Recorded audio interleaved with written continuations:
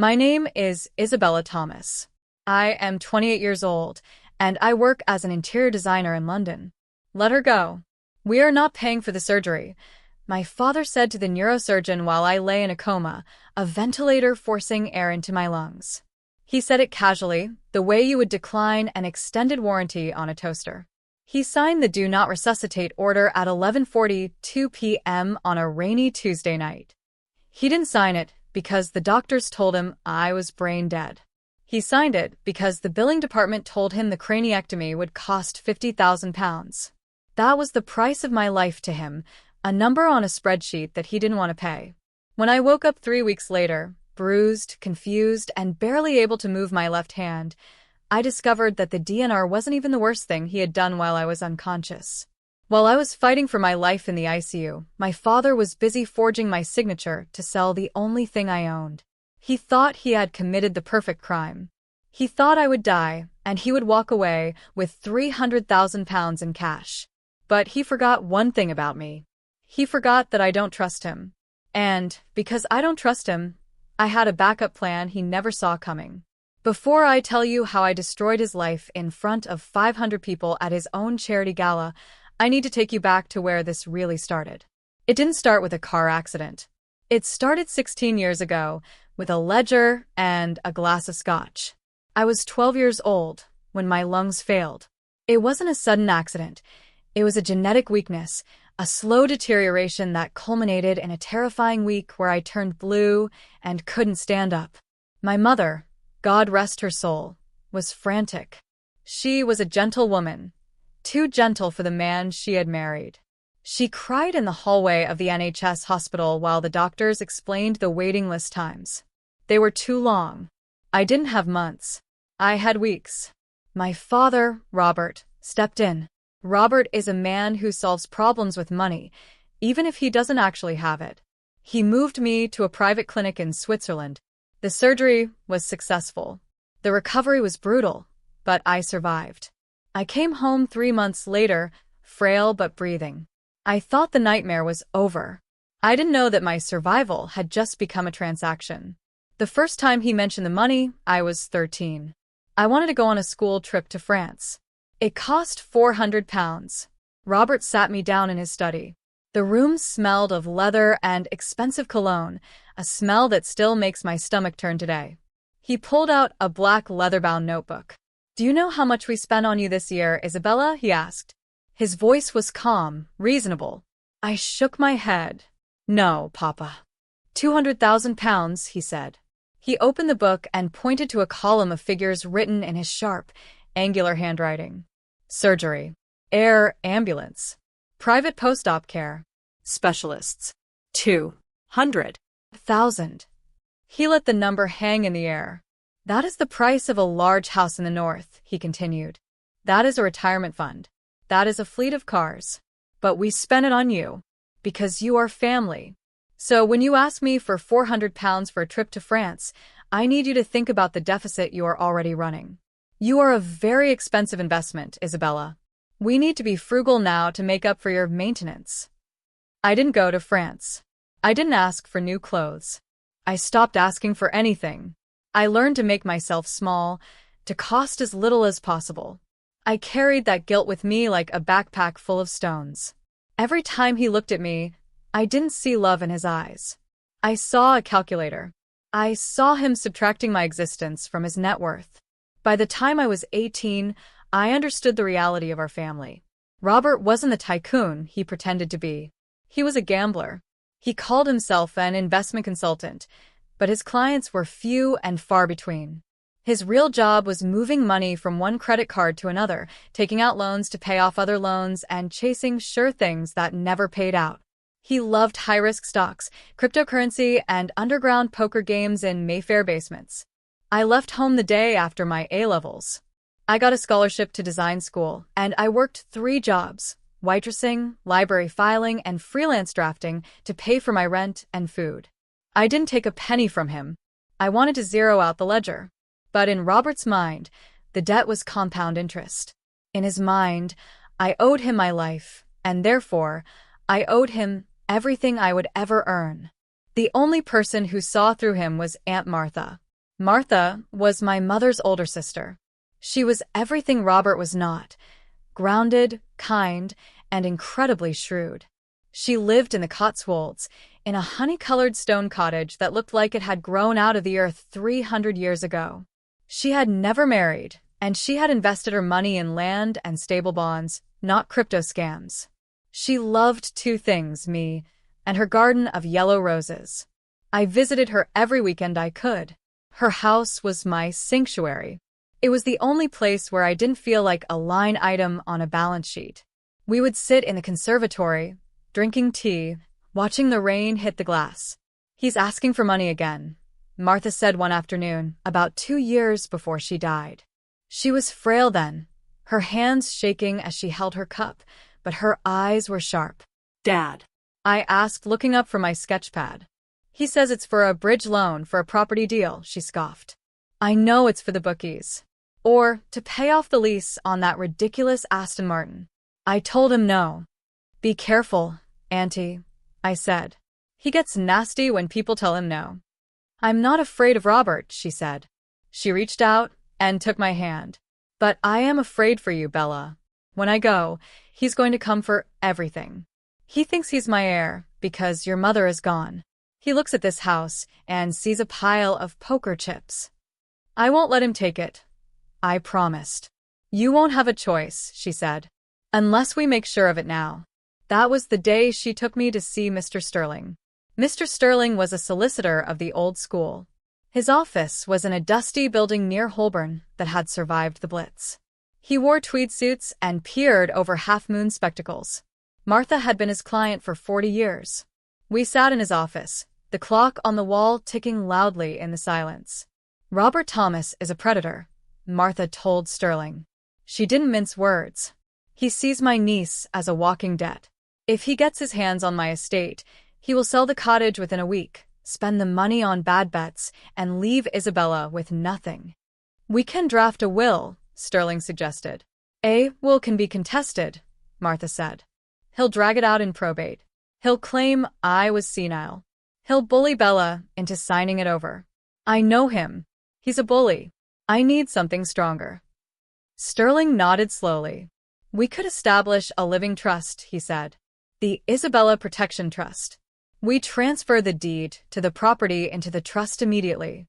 You, Martha, remain the primary beneficiary until your passing, at which point it transfers instantly and irrevocably to Isabella. It bypasses probate. It bypasses the estate. It bypasses Robert entirely." "Do it," Martha said. "And cash," Martha added. "I have £85,000 in savings. If I leave it in the bank, he'll try to access it as executor. Put it in the trust.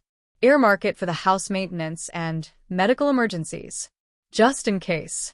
"It will be done," Sterling said. I sat there, overwhelmed. "Auntie, you don't have to do this. It's your house. It's your future," she said sternly. "And I want you to promise me something, Bella. Don't tell him. Never tell him. Let him think he's the heir. If he knows it's gone, he'll make your life miserable while I'm still alive. Let him find out when I'm gone." So we kept the secret. For 2 years, Robert visited Martha occasionally, bringing cheap flowers and talking loudly about his imminent successes, eyeing the antique furniture like he was pricing it for an auction. Martha would just smile and pour him tea, knowing that the deed to the house was already sitting in a safe in Holborn, with my name on it. Then came the funeral. Martha passed away in her sleep on a cold March morning. The grief hit me like a physical blow. I had lost my mother years ago, but Martha had been the one who mothered me. She was my safety net. Robert handled the funeral arrangements. That is to say, he hired the most expensive funeral home in London, ordered a mahogany casket, and invited people Martha hadn't spoken to in 20 years. He turned her goodbye into a networking event. I stood by the graveside, wearing black, watching the rain fall on the yellow roses I had placed on her coffin. I was crying. Robert was standing next to me, checking his watch. He leaned in close to my ear. "Pull yourself together, Bella," he whispered. "We have the reading of the will at 2 o'clock. Sterling is a stickler for time." "She's not even in the ground yet," I hissed back. "Life goes on," he said, patting my shoulder. And frankly, this inheritance comes at a crucial time. The market is volatile. I can leverage the cottage to stabilize our portfolio. Our portfolio. He was already spending the money. The drive to Sterling's office was silent. Robert hummed along to the radio, tapping his fingers on the steering wheel. He was in a good mood. He calculated that the cottage was worth £600,000. With the land, maybe 700. He was mentally paying off the sharks who had been circling him for months. When we walked into Sterling's office, the air was thick with tension. Sterling sat behind his massive oak desk, his face unreadable. He gestured for us to sit. "Let's skip the preamble, Sterling," Robert said, crossing his legs and smoothing his suit trousers. "I know the drill. I'm the next of kin. Just give me the papers to sign for the probate process." Sterling adjusted his glasses. He looked at me, a flicker of kindness in his eyes, before turning his gaze to my father. It was a look of pure steel. "Actually, Mr. Thomas," Sterling said, "there will be no probate for the primary assets." Robert froze. "What do you mean?" "The cottage in the Cotswolds," Sterling began, his voice steady, "along with the surrounding 4 acres and the contents of the residence, is not part of the estate." "Did she sell it?" Robert demanded, his face turning red. "Who did she sell it to?" "She didn't sell it," Sterling said. 2 years ago, Martha transferred the property into a private trust." "A trust?" Robert scoffed. "Who is the beneficiary?" Sterling slid a thick document across the desk. "Isabella Thomas." The silence that followed was deafening. I watched my father's face. I saw the confusion morph into realization, and then into a cold, terrifying rage. The mask of the grieving brother-in-law fell away completely. "Isabella," he spat the name out like it was poison. He turned to me, his eyes wide and manic. "You knew about this?" "Yes," I said quietly.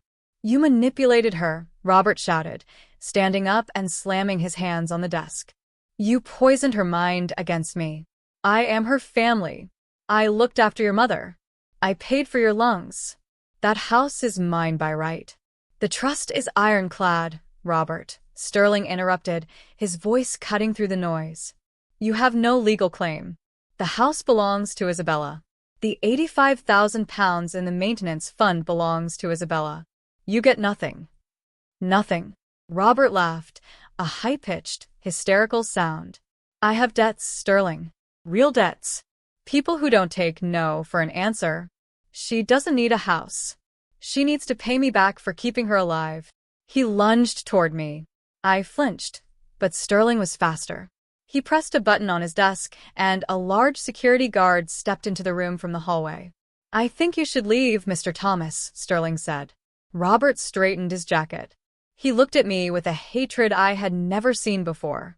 It wasn't just anger. It was the look of a man who has been robbed of what he believes is his property. And to him, I was property. "You think you're smart, Bella," he said, his voice dropping to a low growl. "You think you've won. But remember one thing. You are weak. You've always been weak. And that house? It's just bricks and mortar. You'll slip up. And when you do, I'll be there to pick up the pieces." He stormed out of the office. I sat there, shaking. "He's going to come after me," I whispered. "He can't touch the house," Sterling reassured me. "The law is on your side. But the law deals with documents and courts. It doesn't deal with desperation." And Robert was desperate. For the next 6 months, he went silent. He didn't call. He didn't text. I threw myself into renovating the cottage. I painted the walls, I pruned the roses, I installed a new security system. I tried to build a life that was mine. But I should have known better. Robert wasn't gone. He was waiting. He was watching. And he was waiting for a moment when I couldn't say no. That moment came in November, on a dark stretch of the M40 motorway. It was raining. I was driving back to London. I was tired. I remember the headlights of a truck drifting into my lane. I remember the sound of metal screaming. And then, I remember nothing. My life as a conscious, autonomous human being ended at 9:15 p.m. that night. And Robert's opportunity began. The void was not silent. It was filled with a roaring, mechanical noise, like being trapped inside a jet engine. I didn't know it then, but that was the sound of my own blood rushing through a brain that was rapidly swelling against the confines of my skull. According to the police report, the ambulance arrived at 9:28 p.m. The paramedics found me unconscious, pinned against the steering wheel. My Glasgow coma scale was 4. For those who aren't medical professionals, a 15 is a normal, awake person. A 3 is a corpse.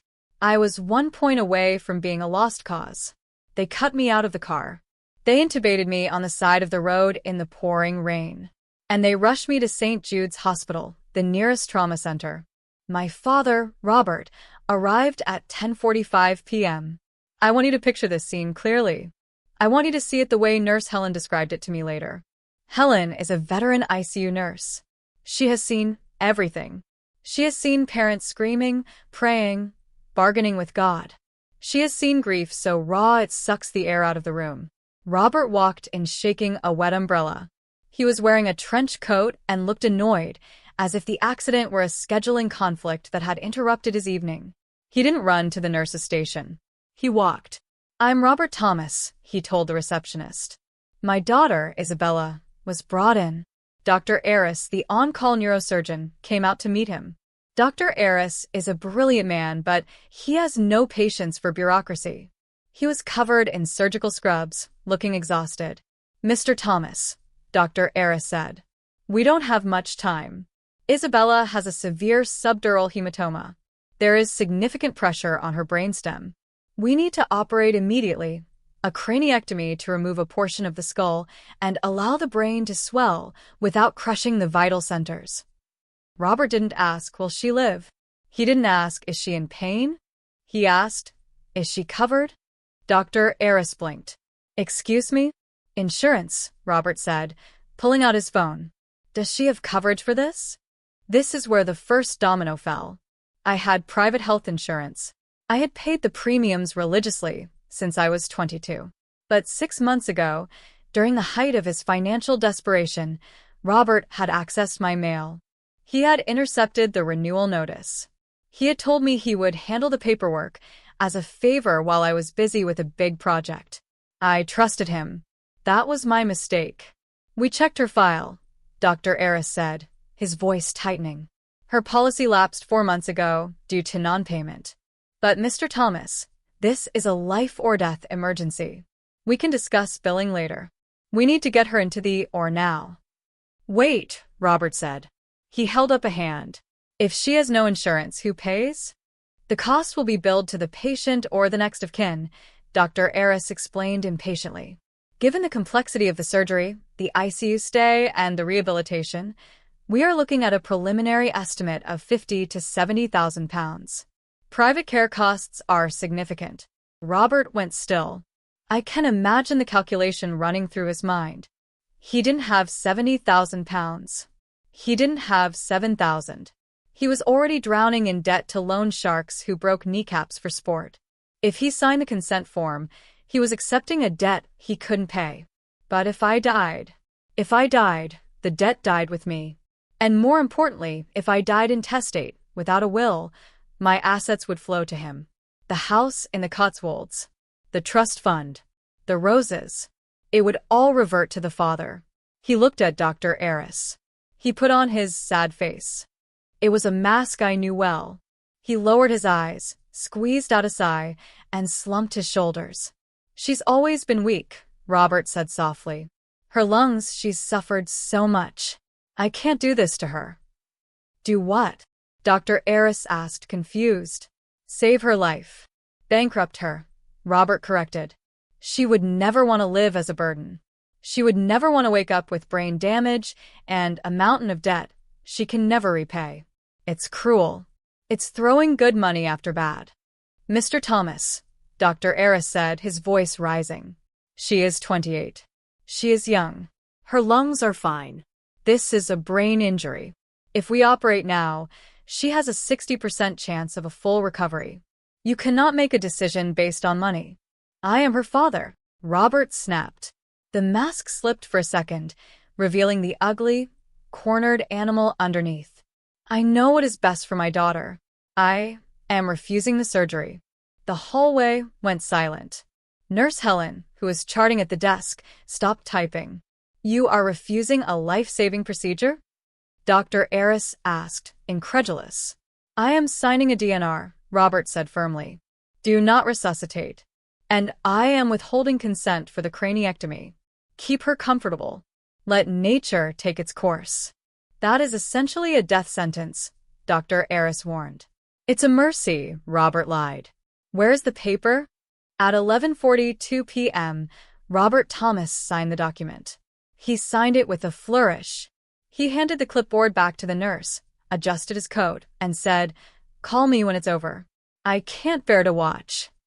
Then he walked out. He didn't go to the chapel. He didn't sit in his car and cry. He drove straight to a pub in Kensington, ordered a double scotch, and called his bookie. I'll have the money next week, he told the man on the phone. My liquidity problem is resolving itself. But Robert had made a fatal error. He assumed that because he was my father, he owned me. He assumed that his authority was absolute. He didn't know about Sophie. Inside the ICU, Nurse Helen was fuming. She looked at the DNR order. It made her sick. She looked at the young woman in bed for me, hooked up to a ventilator, fighting for every breath. Helen had a daughter my age. I don't buy it, Helen muttered to herself. He didn't even look at her. She opened my electronic medical record. She scrolled past the admission face sheet, past the insurance errors. She went into the archive scans from my last physical. And there, buried in the Advanced Directives tab, was a PDF file dated August 14th. Designated healthcare proxy, Sophie Miller. Relationship, friend/legal counsel. Helen grabbed the phone. It was midnight. Sophie Miller was asleep in her apartment in Battersea. Sophie is a corporate litigator. She sleeps 4 hours a night and eats stress for breakfast. When her phone rang, she was awake in 2 seconds. Isabella? Sophie asked. This is Nurse Helen from St. Jude's, the voice said. Isabella is in critical condition. Her father just signed a DNR and refused surgery. Sophie didn't ask questions. She didn't gasp. She went into war mode. Don't touch that patient, she ordered. I am her legal proxy. I have power of attorney for healthcare. Keep her alive. I'll be there in 20 minutes. If you let him kill her, I will sue this hospital into the ground. Sophie arrived in 15 minutes. She was wearing pajamas under a trench coat and combat boots. She marched past security, flashed her credentials, and cornered Dr. Aris.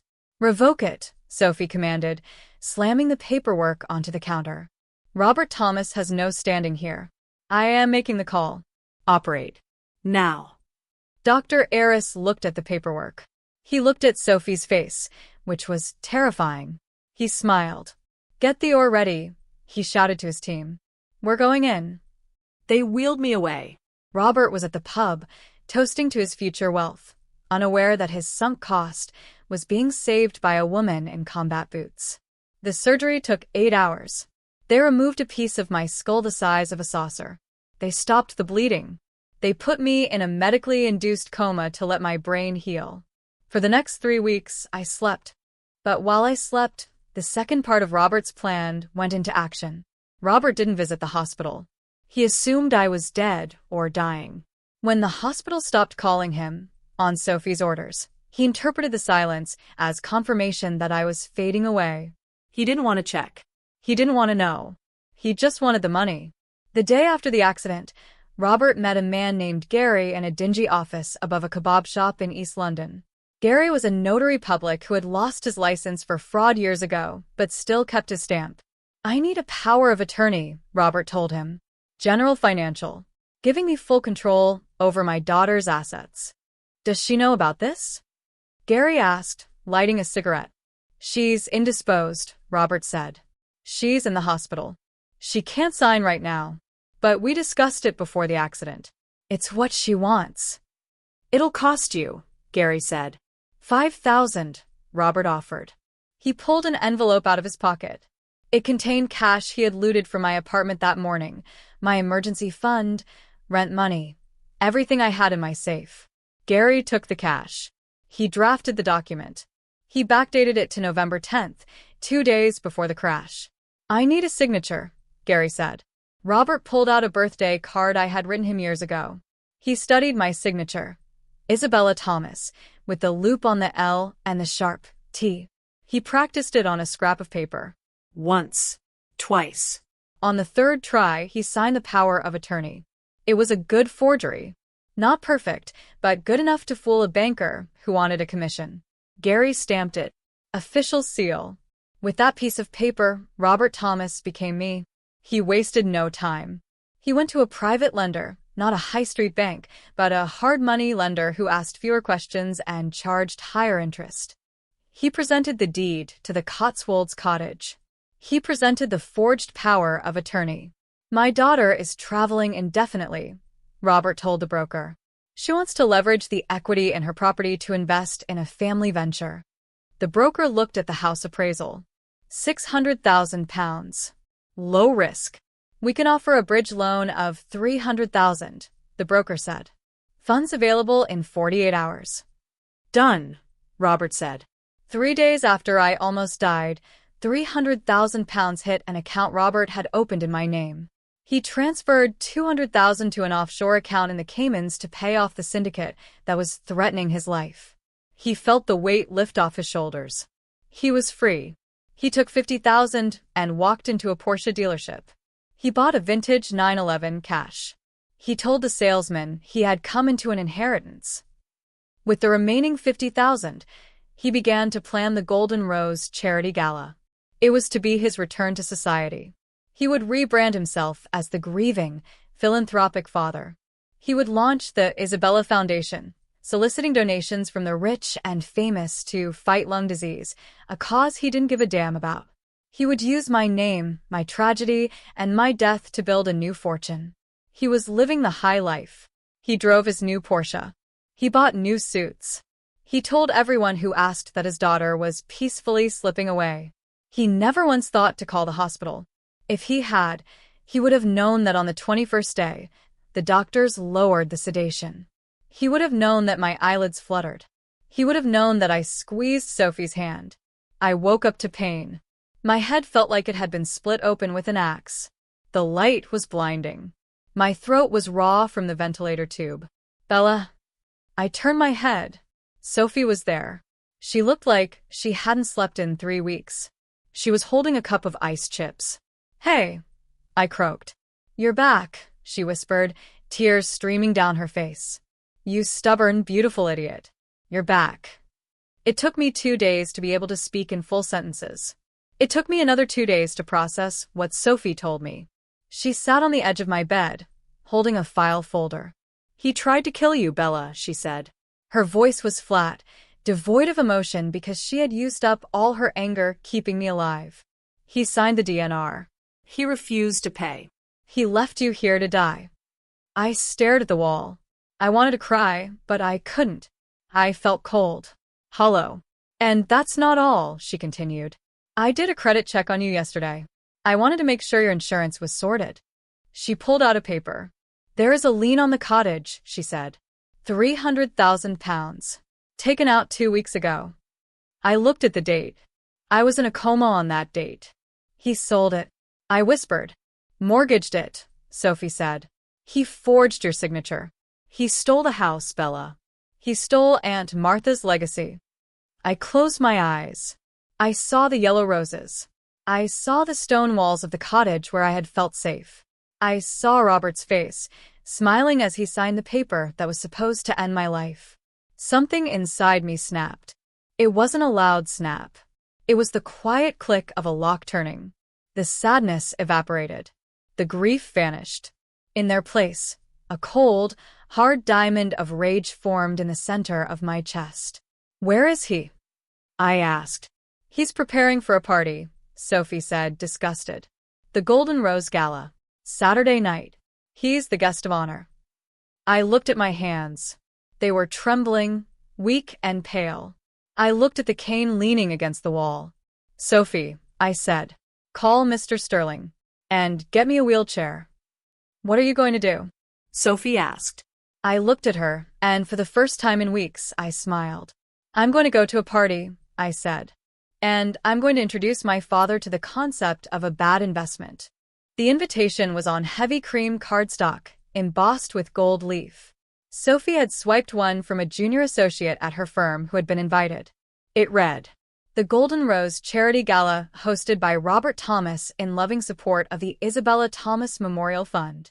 I held the card in my trembling hand. "Memorial Fund," I whispered. "He's already buried me." "He's betting on it," Sophie said, adjusting the collar of my dress. "He thinks you're a vegetable in a hospital bed, fading away. He's selling tickets to your funeral while you're still breathing." It was Saturday night. 3 days since I had woken up. 3 days since I had decided that forgiveness was a luxury I couldn't afford. I looked at myself in the full-length mirror of Sophie's guest room. The woman staring back at me was a stranger.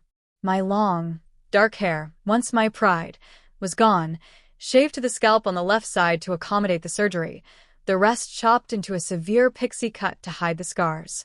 My skin was pale, almost translucent, and I had lost 15 pounds. My cheekbones jutted out like knives. "You look," Sophie started, searching for a kind word.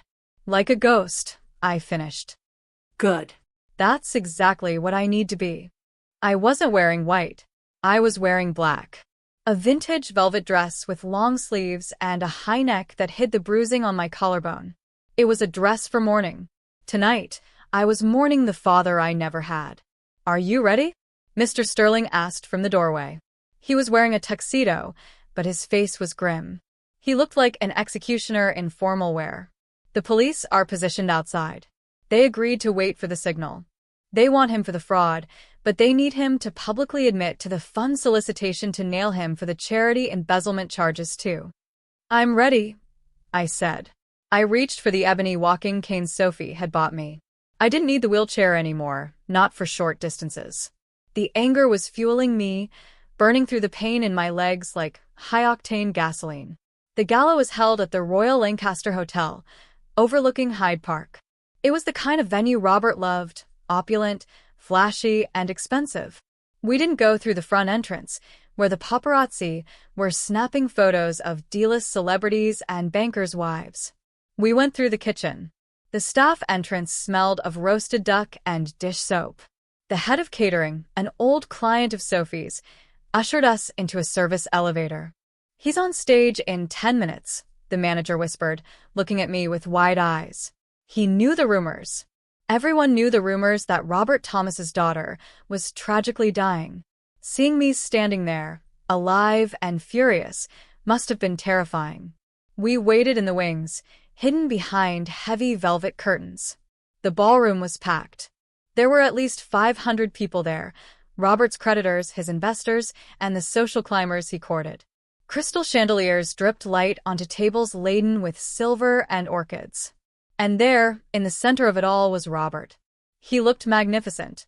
He was wearing a bespoke tuxedo, holding a flute of champagne, laughing with a man I recognized as a prominent hedge fund manager. He didn't look like a man whose daughter was in a coma. He looked like a man who had just won the lottery. The lights dimmed. A hush fell over the room. A spotlight hit the stage. Robert walked up to the podium. He adjusted the microphone, composed his face into a mask of solemnity, and began to speak. "Ladies and gentlemen," his voice boomed, rich and smooth. "Thank you for coming. Tonight is a difficult night for me." He paused for effect. He looked down at his shoes, then up at the ceiling, as if fighting back tears. It was a performance, a masterclass in manipulation. "As many of you know," he continued, "my beloved daughter, Isabella, is currently in St. Jude's Hospital. Her fight has been long and hard. She was born with a hole in her heart, and now she fights a battle she cannot win." A murmur of sympathy rippled through the crowd. Someone blew their nose. "I have spent every penny I have trying to save her," Robert lied. "I have sold my assets. I have mortgaged my home. I have given everything. But the medical bills are insurmountable. That is why we are here.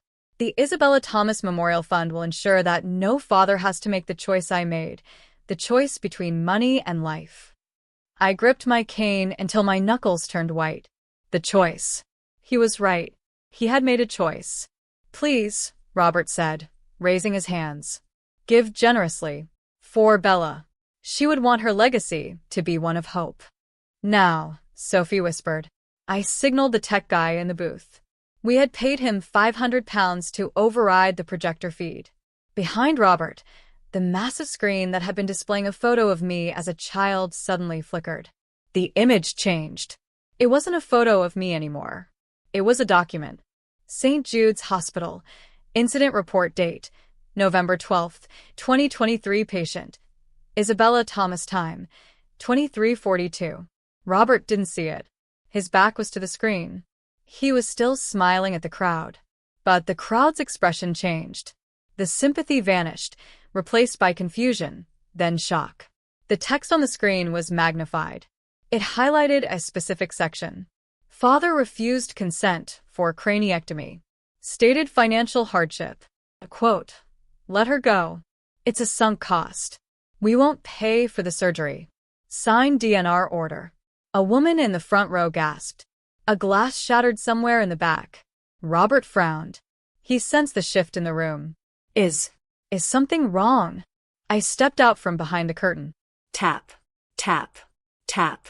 The sound of my cane on the wooden stage was amplified by the acoustics of the room. It cut through the silence like a gunshot. Robert turned around. The color drained from his face so fast I thought he might faint. His eyes bulged. He dropped his microphone. It hit the floor with a deafening screech of feedback, making everyone cover their ears. Bella, he mouthed.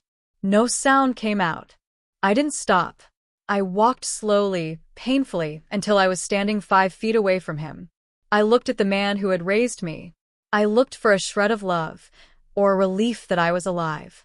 I saw only terror. I picked up the microphone from the floor. I didn't look at the crowd. I looked only at him. Hello, Dad, I said. My voice was raspy, damaged from the intubation, but it was clear enough to reach the back of the room. I'm sorry to interrupt your party, but I'm not dead yet. Robert began to shake. Bella, my God, it's a miracle. I thought. Don't. I cut him off. Don't say it's a miracle. It wasn't a miracle. It was Sophie. I pointed to the screen behind us. The image changed again. This time, it showed 2 documents side by side. On the left, the forged power of attorney. On the right, the bank transfer of £300,000 to the Cayman Islands. This is what my father was doing while I was in a coma, I told the silent room. He didn't pay for my surgery. He signed a piece of paper to let me die because he didn't want to spend £50,000. And then, while I was unconscious, he forged my signature to sell the house my aunt left me. No, Robert screamed, finding his voice. He lunged for me, panic overriding his senses. She's lying. She's confused. The brain injury. Sophie stepped out from the wings, blocking him. Mr. Sterling was right behind her. And behind them, the doors of the ballroom burst open. 4 police officers marched down the center aisle. Robert Thomas, the lead officer, shouted. Step away from her. Robert froze. He looked at the police. He looked at the crowd. He looked at the wealthy investors who were now staring at him with absolute disgust. He realized there was no exit. The game was up. He turned to me. Tears were streaming down his face, but they weren't for me. They were for himself. I did it for us, he pleaded, his voice cracking. Bella, please. I was in debt. They were going to kill me. I needed the money. I thought if you were going to die anyway. The microphone was still in my hand. I brought it to my lips one last time. You called me a sunk cost, Dad, I said. You were right. I was a bad investment for you. But you forgot the first rule of economics. I leaned in close. The market always corrects itself. I dropped the mic. The police swarmed the stage. They handcuffed him right there, in front of the 500 people he had tried to swindle. As they dragged him away, he was screaming my name, begging me to tell them it was a mistake. I didn't watch him go. I turned to Sophie. My legs finally gave out. She caught me before I hit the floor. I got you, she whispered. It's over. The room was erupting in chaos. People were shouting, taking photos, demanding refunds. But in the center of the storm, I felt a strange, quiet peace. The debt was paid. The adrenaline crash that followed the gala was worse than the coma. When the police finally finished taking my statement at 3 a.m., my body simply shut down. I slept for 16 hours straight in Sophie's guest room, dreaming of yellow roses and the sound of handcuffs clicking shut. When I woke up, the world had changed. When I woke up, the world had changed. My phone had 300 unread messages. Some were from friends I hadn't heard from in years. Some were from clients, but most were from strangers who had seen the video. Someone at the gala, a bored socialite with an Instagram following, had live-streamed the entire confrontation. The clip of me tapping my cane across the stage and dropping the microphone on my father's lies had gone viral. Hashtag the sunk cost was trending on Twitter. "You're famous," Sophie said, handing me a cup of tea. She looked exhausted but triumphant. "And Robert is famous, too. Just not in the way he wanted." The fallout was swift and brutal. Robert was denied bail. The judge, a stern woman who had clearly watched the video, deemed him a flight risk given his offshore accounts in the Caymans. He was held on remand at HMP Wandsworth. The criminal investigation unraveled his life like a cheap sweater. Once the police had the incident report and the forged power of attorney, the rest of the dominoes fell. They found the notary, Gary, hiding in a motel in Essex. He flipped on Robert in exchange for a reduced sentence, confirming that Robert had paid him £5,000 to fake my signature while I was hooked up to life support. But the sweetest victory wasn't the criminal charges. It was the financial forensic audit. Mr. Sterling came to see me a week later. We sat in the garden of the Cotswolds cottage. The air was crisp, and the first buds of spring were appearing on Aunt Martha's rose bushes. "We have resolved the mortgage issue," Sterling said, placing a heavy file on the iron table. "Does the bank still want the house?" I asked, a knot of fear tightening in my stomach. "The bank," Sterling said with a rare, thin smile, "is currently very embarrassed. Under the law, a contract signed by a person who lacks mental capacity is voidable. A contract signed by a forger while the alleged signatory is in a medically induced coma is void ab initio, invalid from the start. We proved you were unconscious at 11:42 p.m. on the date of the signing. The mortgage deed is worthless paper." "So the debt is gone?" "The debt belongs to the fraudster, not the victim," Sterling corrected. "The bank has seized Robert's assets to recoup their loss. They took the Porsche. They seized the contents of his Chelsea apartment. They even froze the Cayman account." "And the medical bills?" I asked. "St. Jude's still wants £50,000 for the brain surgery." Sophie, who was pruning a rose bush nearby, laughed.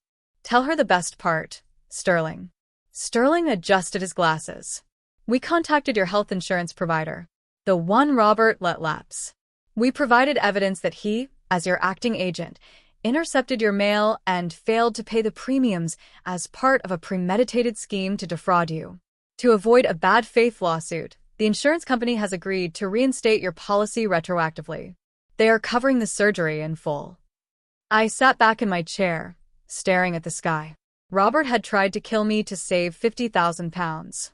He had tried to sell my home to pay his gambling debts. And in the end, his own greed had inadvertently cleared my ledger. The insurance paid the hospital. The bank took his car. And I kept the house. I saw Robert one last time before the trial. I didn't have to go, but I needed to close the book. The visiting room at Wandsworth was gray and smelled of bleach. Robert sat behind the glass partition. He looked smaller than I remembered.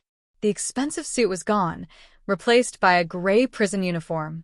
His hair, usually dyed a rich chestnut, was showing roots of stark white. He picked up the phone receiver. He didn't apologize.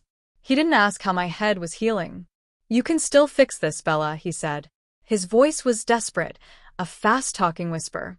"If you tell the judge you gave me verbal permission, if you say we had an understanding, I can get a reduced sentence. I can get out in 2 years. We can rebuild. I have a new idea for a startup. Tech. It's huge." I looked at him, really looked at him, and realized I didn't hate him anymore. Hate requires energy. Hate requires value. You still don't get it, I said softly. There is no we. There never was. I'm your father, he snapped, the old anger flaring up. I paid for your lungs. You owe me. I reached into my bag and pulled out a single sheet of paper. It was a printout of the final accounting from Mr. Sterling. I did the math, Robert, I said. For 16 years, you told me I cost you £200,000. You made me feel like a burden every day I breathed. I pressed the paper against the glass. Between the emotional damages, the legal fees you've caused, and the value of the house you tried to steal, we are square. Actually, you're in the red. I stood up. Bella, wait, he panicked. You can't leave me in here. I'm all you have. No, I said, hanging up the phone. I have a house. I have a garden. And I have a life that is finally 100% mine. I walked out of the prison and didn't look back. Robert was sentenced to 6 years for fraud by false representation, forgery, and theft. He will be eligible for parole in 3, but by then, I will be long gone. I live in the Cotswolds full-time now. I turn the front room of the cottage into my design studio. I spend my mornings drinking coffee among Aunt Martha's yellow roses and my afternoons designing homes for people who actually love their families. Sometimes, when the wind blows through the valley, I get a phantom pain in the scar on my head. It reminds me of the night I almost died. But it also reminds me of the night I finally started living. Robert was right about one thing. I was a sunk cost to him. I was an investment that would never pay out the way he wanted. But he forgot that a sunk cost isn't worthless. It's just the price you pay to learn a hard lesson.